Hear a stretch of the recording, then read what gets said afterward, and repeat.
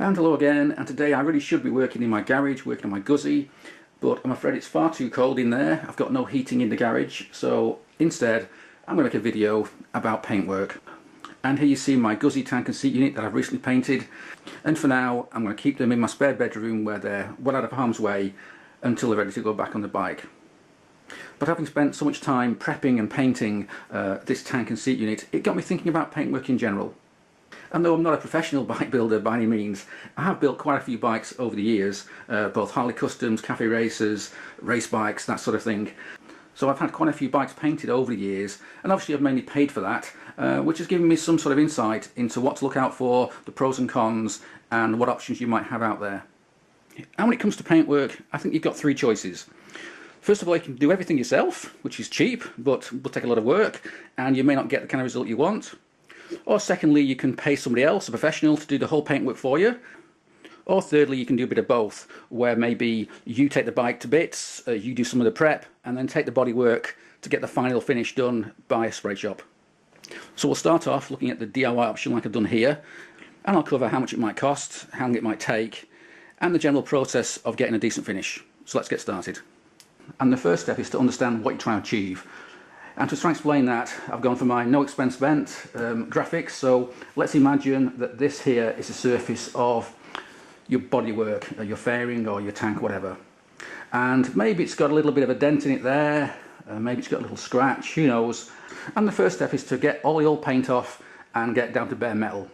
So once that's done, you need to get the first coat of primer on it. And I'd recommend you use etch primer, because etch primer will chemically bond to the surface far better than standard primer will, and that's what you want. So let's imagine we've then got a very thin coat of etch primer, but still we've got maybe a little hollow there because that's just the way it is. And that's where filler primer comes into play, because filler primer is much thicker than standard primer, and it'll allow you to fill all these little small hollows and dips and scratches a lot better. And the process is that once that's done, we can rub it down a wee bit, which will smooth this out, and then we add another layer of filler primer until eventually we've got a decent overall finish. So once that's done and we're happy with it, we move on to the colour coat, which we'll do red because my bike's red. And again, that's quite a thin layer. You may only need one or two thin coats. We're not trying to build up a really thick coat here. The colour is just for the colour, it's not for anything else. All that matters is it's a smooth overall colour with no hairs or grit in there. But let's imagine you did get some grit in there. Let's imagine a little piece of grit fell down and got stuck on the paintwork there. Or maybe you got a hair. What to do? Well, you wait for it to dry, and then you get some very fine wet and dry sandpaper. We're talking 1000 or 1200 grade. Use it with lots of water and soap, and you very gently rub this paintwork down. And the idea is you're just trying to remove these hairs and bits of grit from the surface. You're not trying to remove the paintwork. So once that's done and you're happy with that nice overall finish, the final step is the top coat or clear coat lacquer. And that's where we can go a bit mad, and we can add 1 layer, 2 layers, 3 layers, 4 layers, whatever, however much you want. I wouldn't necessarily go beyond about 4 or 5 because that's getting a bit daft. And again, after each layer, when it's dry, you may get the odd hair or bits of grit in there, so flatten it back the same way as you did before and then keep going. But there is one extra thing you've got to do at this point, and that's to rub it down much more, because you're trying to remove any orangey peel finish. I mean, you're going to get it no matter what, and the surface looks a bit like that.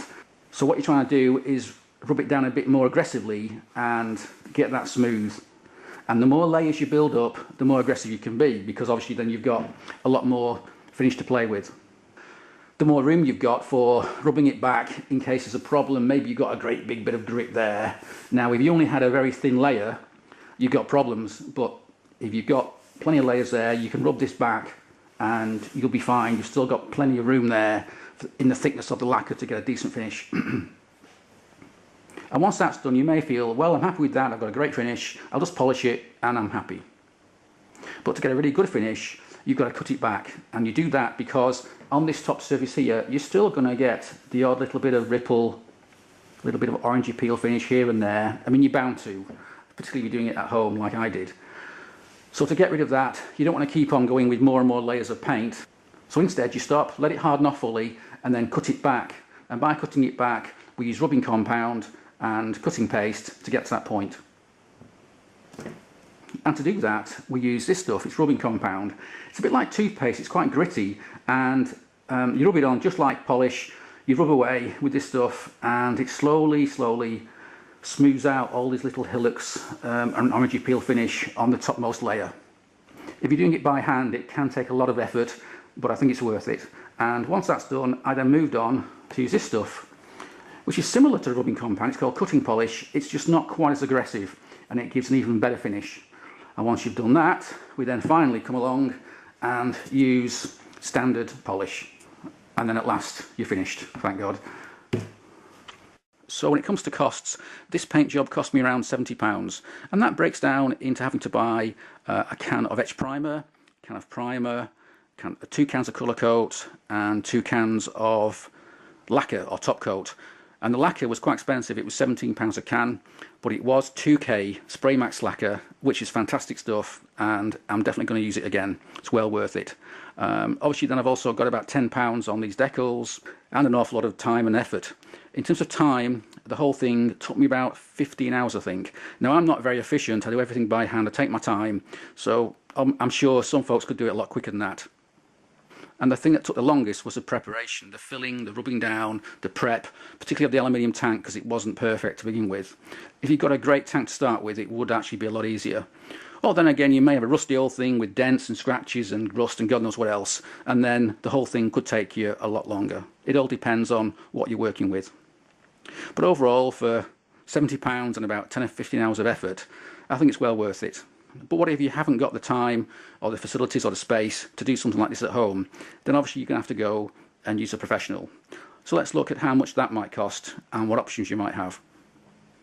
So for a standard paint job on something like this, my Ducati MHR, I would imagine you'd be paying something like £700 or £800 to get that whole bike resprayed. The reason for that is because there's quite a lot of work there. You've got a seat unit, a tank, and a great big fairing too. So there's a fair bit of work there. And don't forget, when it comes to paying for a professional, their time is your money. So the longer it takes, the more you're going to pay. Now this paintwork isn't that simple. It's got stripes, it's got decals and so on. But nevertheless, I think I'd be happy to pay about £700 or £800 to get a decent finish on this particular bike. Let's say you just wanted a simple paint job, one colour overall, with maybe 2 or 3 simple decals, and that's it. Well, I would imagine you'll be paying something like £400 for that from a decent paint job. And if you can get it less than that, then that's great, but be aware, normally you get what you pay for. However, there could be ways of reducing that cost by doing more yourself. And by that I mean you could take the bodywork off the bike, you could take it there yourself, you could bring it back, reinstall the bodywork yourself, and all that will save you some money. And another option is to rub down the bodywork yourself, get it down to bare metal or get it down to bare plastic, and then take it to the paint shop. Now what I would say is, ask the paint shop first before you do that, because they might turn around and say, well, hang on a minute, we don't trust what you've done, we want to do it all ourselves, and we're not prepared to let you do any of the work yourself. But most paint shops are not like that, and you should be able to get a decent discount by doing more of the work yourself. So that's something to think about. But what about if you want something a bit better than a simple paint job? What about if you've got some expensive custom holly like me, and you want something a bit better? How much will that cost? Well, here we see my Merch 131. It's very difficult to see the paintwork. I know it's very difficult to see the actual colours on a video, but we'll do our best. Let's see if we can zoom in there. And this is a red base coat with pleasant flames and gold pinstripes with some one-off graphics there. And it also has a mural on the back, so let's look at that. And that was done by a chap called Piers Dowell, and he's probably one of the best airbrush painters in the country, if not Europe, and he doesn't come cheap. But if you want something doing well, you've got to pay for it. Now this bike was done in 2003, 2004 I think, and back then this paintwork cost me just over £1,000. And unlike a lot of these artistic types, Piers is very efficient. He gives you a date, he gives you a time and a cost, and he's always spot on. He has painted me a few other things as well over the years, which we'll come to later on. What it would cost me now, I've no idea, but I suspect it would be even more than £1,000, possibly 1,500 or even 2,000. It all depends on how long it takes.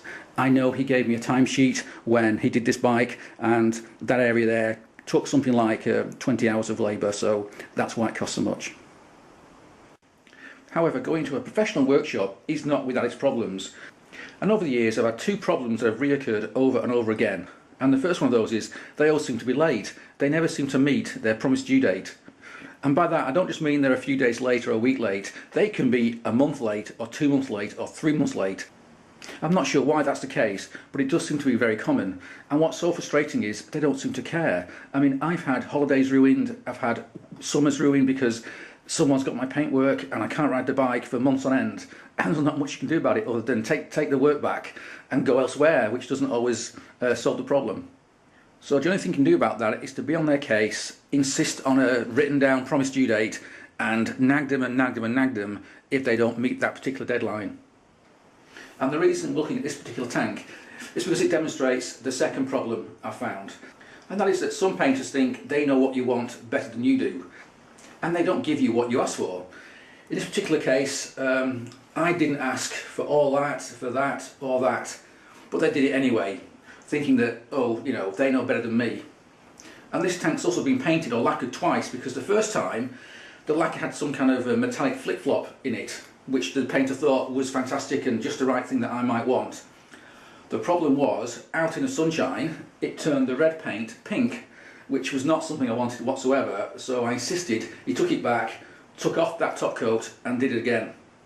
And again, it's so frustrating. They're so arrogant that they think that they know what you want better than you do. And to stop that from happening, I think you have to sit down and agree with the painter every aspect of the paint job.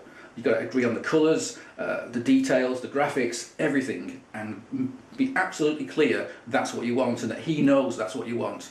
And don't give him any leeway whatsoever to change that, because believe me, some of them will do, because they think they know better than you. Now maybe they do. Now of course maybe they do know better than you. Maybe they're really fantastically skilled artists who can come up with a plan better than yours, but really it's your bike and you should get what you want because you're paying for it. Anyway, this video's going on far too long. It's more than my usual 10 minutes, so I'm going to stop it there. And I haven't even covered the ins and outs of painting helmets yet, and perhaps I'll do that on a different video. So thanks for watching and cheers.